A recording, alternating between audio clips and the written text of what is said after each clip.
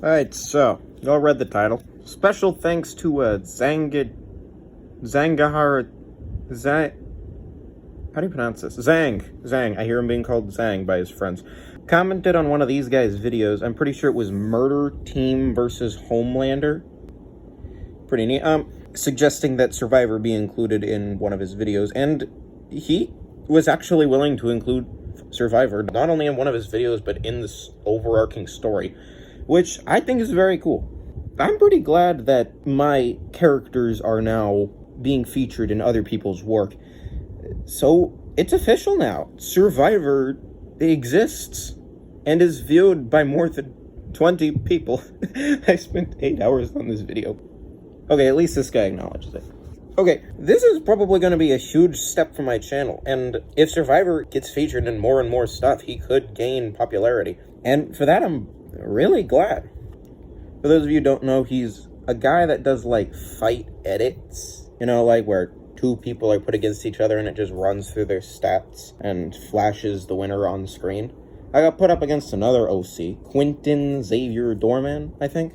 He's actually a really neat character, and his honestly pretty depressing backstory makes me feel like I go a bit too easy on my own characters, but it's really cool. And I also think it's kind of funny that Quentin is Uzi's twin brother, and Survivor is Nori's father, and thus Uzi's grandfather. That means Survivor is Quentin's grandfather, if their lores were intertwined, that is. Quentin is a good example of how creative some people can be, and how much, like, my OC, Survivor, and all my others are definitely not the only OCs of some form of quality. There are, of course, your usual slew of edgy teens and emo Sonic OCs, freaking Cold Steel or whatever you want to call them. Those are always kind of cringe. But there are people out there, like Matthew here, who put legitimate effort into making these characters, and writing their stories, and coming up with their designs. So, with that being said, I just want to give a humongous thank you to Zang, and also to this guy, Hunk, for just allowing me to be part of this story, and allowing my characters to be recognized.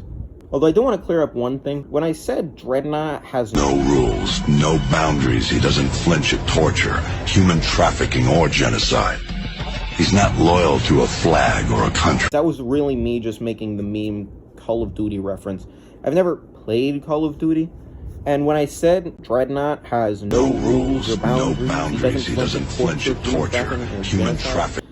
That was only kind of true, because he was sent with no set of morals. He was sent with his only directive was kill. And he got bodied by Survivor, which didn't change his overall killer instinct, but Survivor kind of hacked into him a little bit, gave him a bit more of a moral code, and his Dreadnought's entire goal is to get more of a moral code. So, if y'all are planning to write Dreadnought into the story as well, just keep that in mind. Dreadnought isn't a villain, he's an anti-hero. But, yeah, that's about it. So, yeah, thank you, and goodbye.